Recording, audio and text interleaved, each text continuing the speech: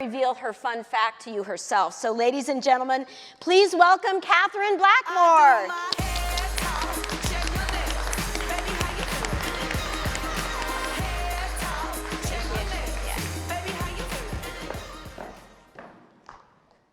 Hey everyone. Well, as Sherry said, I live in Portland, Oregon, or as I like to call it, Bay Area Northeast days. You see, there's a number of us who actually left the Bay Area, moved to Portland to enjoy, obviously, this amazing place. But there's a thing that maybe you guys don't know. A fun fact about Portland, Oregon, is that it is known as the foodie capital of the world. I don't know if anybody knew that. Yes, it is not New York City, it is Rip City. The place that, as I've learned, none of the locals call Portlandia, okay? So with that, you know, as a semi-serious foodie, I'm here to tell you,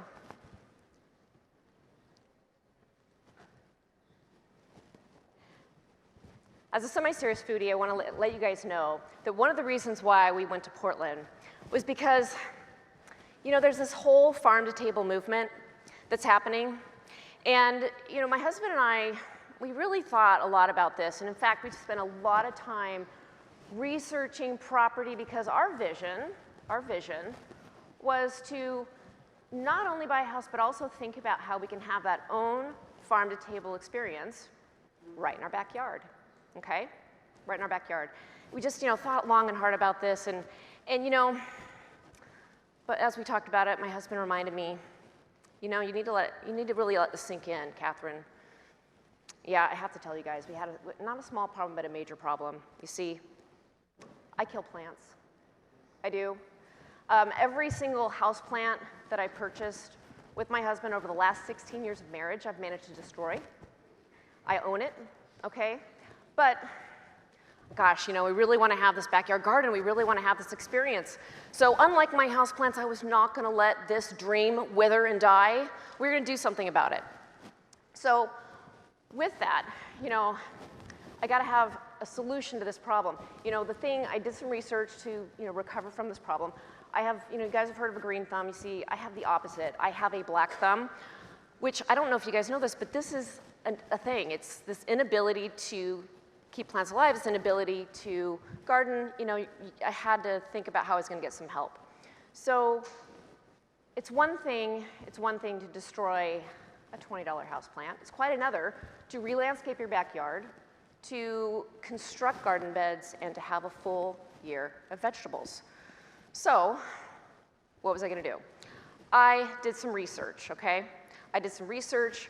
I went online, and I found that there's such a thing called a gardening service. Who knew? Who knew? And in fact, you know, I'm thinking, okay, this is going to be very interesting. What they did, saw all these happy, smiling faces of happy, successful backyard gardeners, just like me, like I'm going to give these guys a whirl. So they showed up, gardening expert, arrived at our house, and before any of us got our hands dirty and rolled up our sleeves, what did this individual do? Well, she asked questions. It wasn't enough, you know, that she had expertise, but she asked questions. You know, tell me more about what you're trying to accomplish as a backyard gardener. How much space do you want to dedicate? Your whole backyard, or you just want to have a little corner? You know, what are the things that you enjoy eating? What are the things you want to actually produce? Okay, she asked a lot of questions. And from there, she constructed a plan. Yes, a plan, okay? And as I thought about that, I had this amazing aha moment. You know, customer success, this is my profession, this is my career. This is something that I work on every day.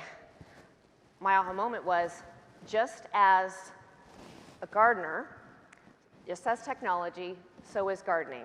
You see, a fool with a gardening tool is still a fool. So one of the things that we really need to think about as it relates to success, as I thought about what I was going through personally, is, you know, what is true customer success? And that's really what I wanted to share with you today. What is true customer success? You know, true customer success isn't just about an amazing experience that you share with your customers. True customer success is really rooted in the fundamentals of someone achieving a business outcome with your brand or service, okay? And so how do we accomplish this? You know, what is this basis of how we get there? Well, you know, one of the things that we need to think about is the how, okay? So I think a lot about, you know, the fundamentals of success and the fundamentals of customer experience. I'm sure a lot of you know Peter Drucker. This is obviously commonplace. But one of the things I'm here to tell you is if culture eats strategy for breakfast, well then my proposition is customer success eats customer experience for lunch. And let me tell you why. So here's a study. This was actually in the late 90s, okay? And I'm sharing this for a purpose. Yes, it's almost 30 years old, but I think if you look at the second line here on the slide, it's an important foundation around a customer outcome, customer success, versus customer experience.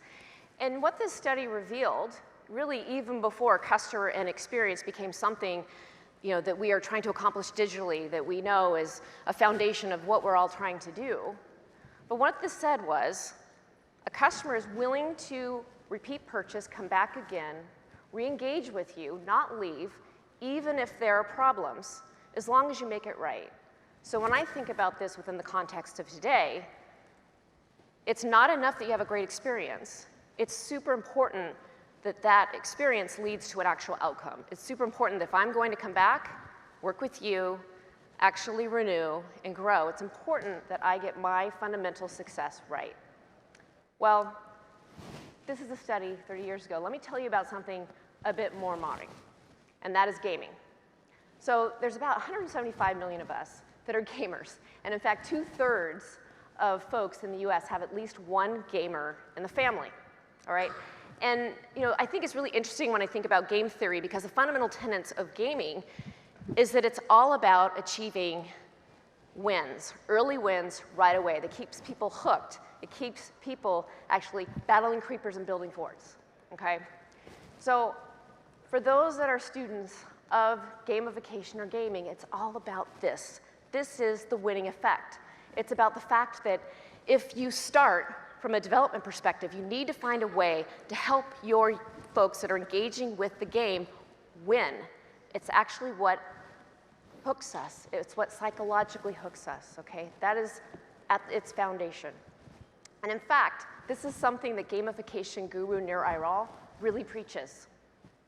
He preaches the fact that it's these easy, early wins. It's the success that hooks us, okay? It's the success that hooks us. If a video game is too hard, or if a video game takes too long for you actually to achieve a level or a win, you'll leave the game. You won't come back. And in fact, it doesn't matter how cool your intro is. It's really about this early success. So let's go into more detail about true customer success. And this is the kind of success where you turn your customers into advocates without having a marketing agreement. It's really boiled down to three things, okay? Number one, true customer success requires know-how. Number two, it has to be personal. And we'll talk about that in a minute. And then third, it's never stagnant, okay? Know-how, personal, never stagnant. Let's talk about the first one, know-how. Now, I've spent probably half my career at startups before I work at Oracle. And for those that have actually engaged, participated, worked for a startup, then you would know that the early days are all about helping your first customers, maybe even your beta customers, get to success. You spend a lot of time ensuring that those early customers can actually find the value in what you're creating. And in those early days, you know, as experts of the technology, you start to learn. But then after a while, you really need to start thinking about scaling. And that's where, when I think about the genesis of customer success, the profession that I'm a part of, that's really what kicked it off. You know, how do we start to scale out from these early gurus, folks that really know, have developed the product, know how to help customers get to value? How do we have customer success managers become the face of that know-how? And then depending on the business model, it's sometimes not enough just to have a person, a human, helping train and educate your customers on how they're going to help get to value. You have to have a digital journey as well, mapped out to help customers get to success. But I'll tell you what, this know-how, it's not a one-way street. The other important part is that you're actually asking questions on the road, okay? So as you're working with customers, you're asking questions. Did what we just do together, did that help you achieve your business outcome? And then what were some of the pitfalls that we could avoid next time to help you get there faster? And then what are some ideas that you have where you want to take this next? All that feedback becomes super important as we think about this next stage, which is about customer success is personal. Let me unpack this one a bit. So if we go on this little startup journey that I've been telling you about, we've got a successful product. We've got early customers that are now able to achieve some business success. And we're even starting to categorize that, put that on their website, and have happy, smiling faces of successful customers. We're good. We have advocates. We're going to just keep growing advocates, right? Well, not quite. You see, the tricky thing about true customer success is what helped that customer you just worked with help me be successful may not be the same thing. It may not be the same thing. You need to get to know me. You need to understand what success means to me, not the customer you just worked with, not who's on your website, right? You need to know, what are my goals? What am I trying to accomplish as a business, as well as what I need to do personally? You know, you may not know unless you ask the question that I have 24 months to turn my team around, or if I do this right, I might be up for a major promotion. And here's the other thing.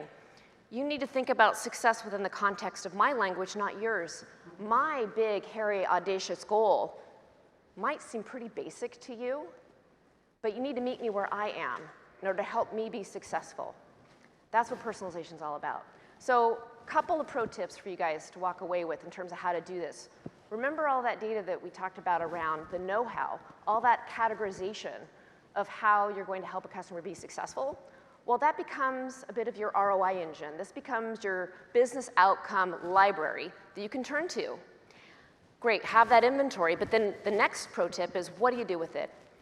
And I'll tell you what, it's not enough to actually ask that question after the customer becomes a customer. What you want to do is set up that entire journey to be successful by asking it up front. What I call, you kind of need to Stephen Covey your funnel, meaning you got to start with the end in mind. You need to be able to think about the questions to land that customer and then ensure every step of the way is defined by their goals and their outcomes versus what you've done before. Okay. So we've got happy customers. We've got a library of how to personalize these questions we're asking so that we can have a customer on a journey that maps to their business goals. We're good.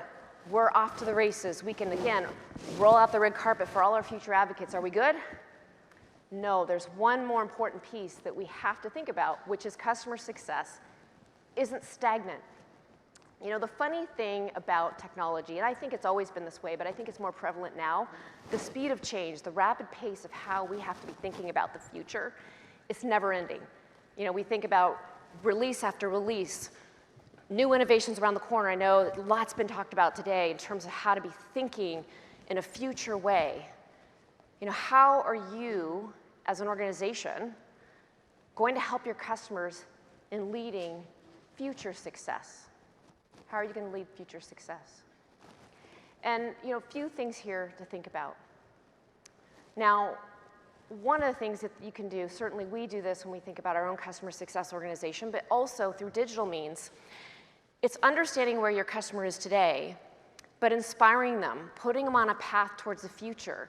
It's understanding their own maturity model and a way that you can actually push them, have a point of view around how you're going to help their business in the future, have a point of view around how you're going to help them personally to get their goals, have that plan reflected so that you're helping them innovate towards the future instead of falling behind. And that's where you will have a raving fan of your service because you've built a true partnership for them personally as well as their business that's aligned, and you're helping them raise the bar. You're helping them to go beyond the status quo. And that's where, if anything, you're going to see not only that company succeed, but the last piece around innovating forward is that you're going to be inviting them in, if you haven't done this already, to your product councils. Having them be a part of your development team so that you can take their feedback and input, and it even helps you as a company and as a brand and as a development team and as an operation improve. All right, well, let's revisit this little garden story I told you guys about, and how does it compare with everything we just talked about? All right, well, when I think about this and I think about true customer success, that it requires know-how, that it is personal, and that it isn't stagnant. Yes, this is a picture of my backyard. Now, I'll tell you, those are starts. That I can't take credit for that. That's what got planted into the ground. But that's exactly what this garden advisory company did. They came on board, okay? It was obvious, this expert gardener, in fact, or as I call her now, she's my garden success manager. She's my GSM. What Jamie does, Jamie, in just a few hours, I knew she was a real expert. She knew way more about bugs and water and sunlight than I ever care to know. But the thing is that what I mentioned earlier is that she really made our plan personal.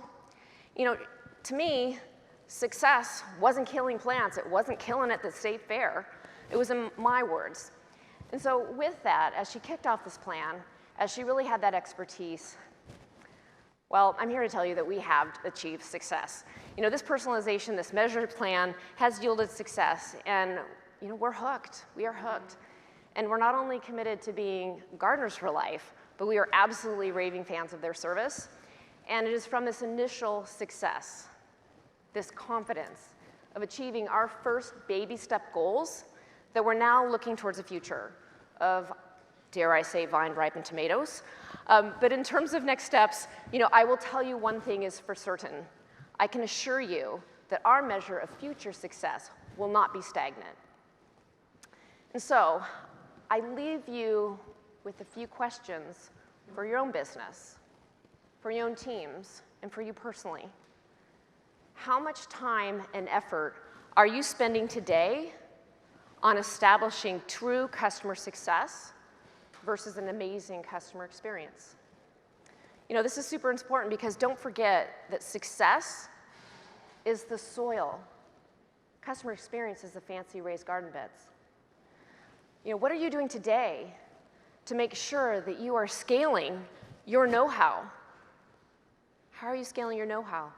This is the first job you really need to be doing for true customer success to take root. Okay. And then are you diving deep enough today? Are you asking enough questions of your potential customers and of your customers of what success means to them? Is it in their own language? Are they looking to you to understand what could be done? Are you listening or are you preaching? This is where true customer success starts to grow. And finally, are you leading future success? Are you challenging your customers to do more? Are you working with your customers on the bleeding edge of technology to help you innovate and to help your own organization get to new levels? This level is a true partnership of true customer success that really will lead to just not one season for success, but all seasons. And it really starts to propagate and grow to where your customers do turn into advocates. I thank you for your time, and I thank you for the opportunity to share my seeds of wisdom for you. Thank you.